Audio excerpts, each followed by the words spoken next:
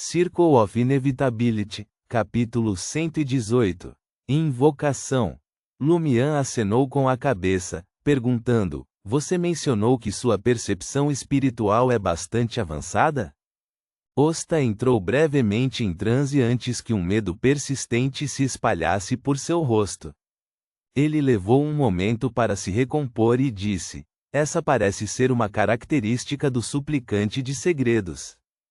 Posso sentir criaturas ocultas espreitando nas profundezas escuras, e também posso sentir o mundo real envolto em um véu espesso. Além desse véu, olhos sem emoção nos observam. Ao terminar, Osta ofegou pesadamente. Lumian esperou pacientemente que o feiticeiro impostor recuperasse o fôlego. Quase um minuto depois, Osta exalou, dizendo: no distrito comercial e no quartier de l'Observatoire, está tudo bem, mas no submundo de Traer, muitas vezes posso sentir o fim de certos caminhos. Em lugares que não consigo ver, alguma criatura me chama para chegar mais perto. Eu me pergunto o que aconteceria comigo se eu realmente entrasse naquela escuridão. Um excelente sensor místico, de fato. Lumian zombou silenciosamente de sua visão espiritual de caçador, ao mesmo tempo em que sentia que um suplicante de segredos não era tão inútil quanto Osta afirmava. Osta continuou: às vezes, quando vejo turistas entrando nas catacumbas com velas brancas, tenho essas ilusões. Acho que é um ritual que forma um vínculo mágico com alguma entidade oculta, protegendo os turistas de serem devorados pela escuridão ou levados embora por mortos. Lumian ficou surpreso, suspirando interiormente. Em termos de misticismo, um suplicante de segredos é bastante potente.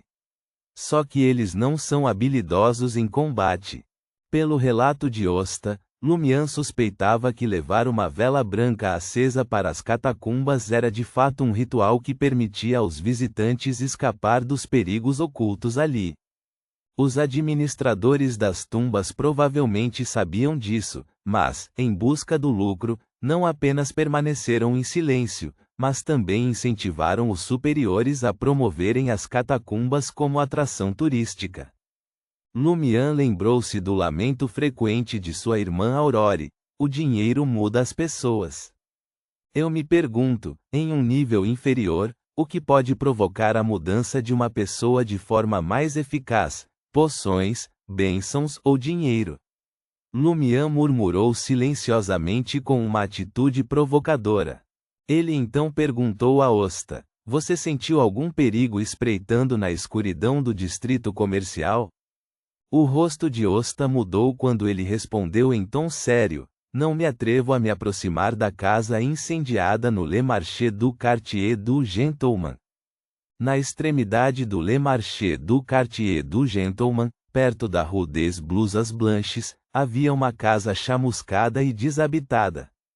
Os membros do parlamento lá há muito exigiam sua demolição e conversão em prédio comercial, mas por algum motivo a proposta nunca chegou à pauta da prefeitura. Mesmo depois de uma década, a monstruosidade de 6 andares ainda estava de pé. Não senti nada quando passei por aqui hoje de manhã. Lumian se virou e foi em direção à porta. Vou visitá-lo novamente. Espero que você não me decepcione. Osta, com o ferimento no ombro agora enfaixado, lançou um sorriso insinuante. Fique tranquilo, eu lhe darei uma resposta. Depois de sair do quarto de Osta, Lumian de repente acelerou o passo. Num piscar de olhos, ele se agachou nas sombras da escada que levava ao telhado, olhando silenciosamente para a porta de madeira bem fechada. Quase meia hora depois, tendo confirmado que nada estava errado, desceu lentamente as escadas. Foi então que ele finalmente ouviu seu estômago roncar. Olhando para a barricada improvisada de pedras, troncos, lajes de barro e itens variados com uma abertura estreita como passagem, Lumian avistou uma padaria próxima e gastou 3 licks para comprar meio quilo de croissants. Ele também provou o característico refrigerante de suco de frutas de Traer. O líquido efervescente girou enquanto o xarope de groselha se dispersava como nuvens dentro dele. A mistura custou-lhe 13 copetes. Se ele devolvesse a garrafa de refrigerante, ele poderia recuperar 3 copetes. Reticências. Rua Narche, Auberge do Coq d'Orée. Antes que Lumian pudesse entrar no bar do porão, o barulho e o caos chegaram aos seus ouvidos. Pouco depois das 9 horas, quase 20 pessoas lotavam o espaço. Eles se sentavam no bar ou se amontoavam em torno de algumas pequenas mesas redondas, com a atenção voltada para o barman. O elegante barman com rabo de cavalo explicou a engenhoca no bar para um cliente desconhecido. Isso é chamado de instrumento idiota. Ele testa sua inteligência. Quer tentar? O homem de jaqueta escura pareceu intrigado e perguntou: como faço para tentar? O barman apontou para o tubo de borracha exposto com uma expressão solene. Sopre aqui até formar bolhas na jarra de vidro acima. Sua capacidade de produzir bolhas e seu tamanho determinam os resultados finais do teste. Sem hesitar, o homem pegou a mangueira de borracha e soprou nela.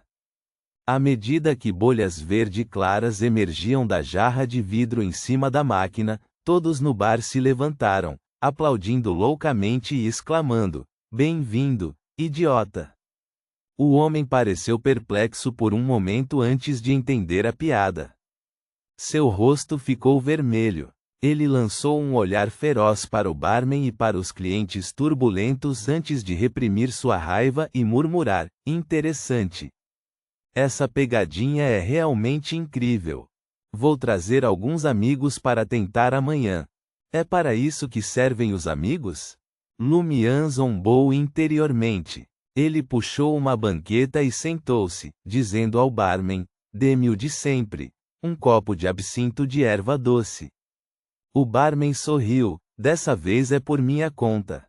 Sua máquina é fantástica. A notícia de seus poderes místicos se espalhou e as pessoas vieram especificamente para conferir. Meu negócio dobrou desde então. A propósito, sou Pavard Nisson, dono deste bar e pintor amador. Como devo chamá-lo? Ciel, Lumian respondeu, seu sorriso inabalável. Ele notou a diferença entre os trienenses e os aldeões de Cordoue. Em Cordoue, qualquer pessoa que fosse vítima de tal brincadeira buscaria vingança.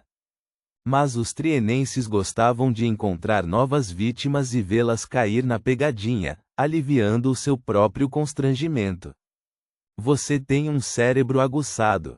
Você é melhor em pegadinhas do que muitos trienenses. Para o barman nativo, Pavard Nisson, esse elogio foi um grande elogio. Ele deslizou pelo balcão um copo fino cheio de um líquido alucinógeno verde claro em direção a Lumian. Tomando um gole de absinto, Lumian saboreou a leve amargura que mexeu com seus sentidos e o fez sentir-se vivo. Ele fechou os olhos, absorvendo a sensação antes de perguntar: tenho alguns amigos que chegaram a Traer antes de mim, mas não tenho as informações de contato deles. Existe uma maneira de encontrá-los? Pavard Nisson limpou um copo. Se você é rico, anuncie no jornal de Traer. Se não for, contrate um caçador de recompensas ou um corretor de informações para ver se eles aceitam o emprego. Se você estiver sem dinheiro, volte para o seu quarto e durma. Talvez um dia você encontre seus amigos na rua. Alguma recomendação? Um caçador de recompensas ou corretor de informações confiável. Lumian não estava com falta de dinheiro por enquanto e poderia receber uma doação de um benfeitor generoso a qualquer momento, mas a publicidade nos jornais estava além de suas possibilidades. Custaria pelo menos 3.000 verdor. Publicações menores poderiam ser mais baratas, mas foram ineficazes. Além disso, não podia arriscar-se a alarmar Guillaume Benet e Madame Poales se estes lessem os jornais.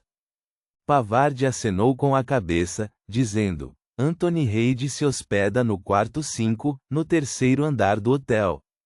Você pode visitá-lo amanhã. Ele é um militar aposentado que virou corretor de informações. Altamente confiável. Lumian anotou o número e o nome do quarto. Ele ergueu o absinto, girando-o suavemente antes de erguer o copo para homenagear o barman. Reticências. Ao retornar ao quarto 207, Lumian não perdeu tempo descansando. Fechou as cortinas esfarrapadas e executou a dança de invocação no espaço apertado. Seu objetivo era ver que criaturas estranhas ele poderia atrair no albergue do Coq Doré e na rua Narche, preparando-se para possíveis ataques, perseguições ou emboscadas futuras. Segundo Osta, além do prédio incendiado, não havia locais particularmente perigosos no distrito comercial. Além disso, estava bastante distante da rua Narche, tornando improvável que fosse afetada por um equivalente da sequência 9, dançarino. Afinal, estas não eram as ruínas da Vila Cordu, onde o poder da inevitabilidade era generalizado.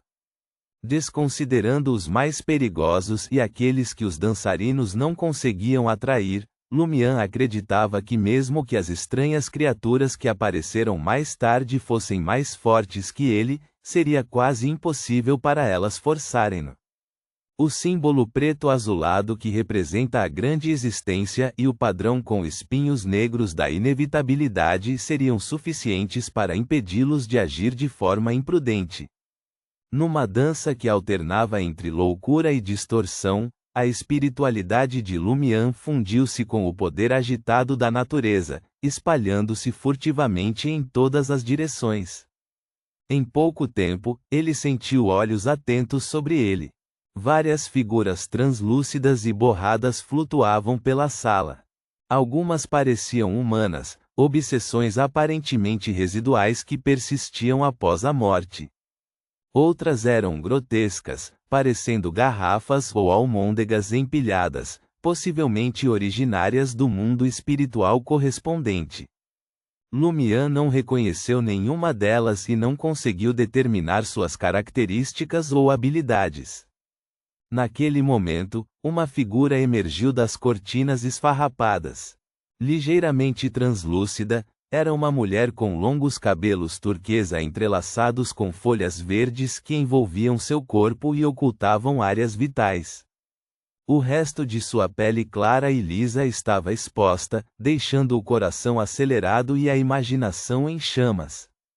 Com olhos verde esmeralda, lábios vermelhos e um rosto requintado e atraente, um único olhar para Lumian despertou uma excitação inexplicável dentro dele.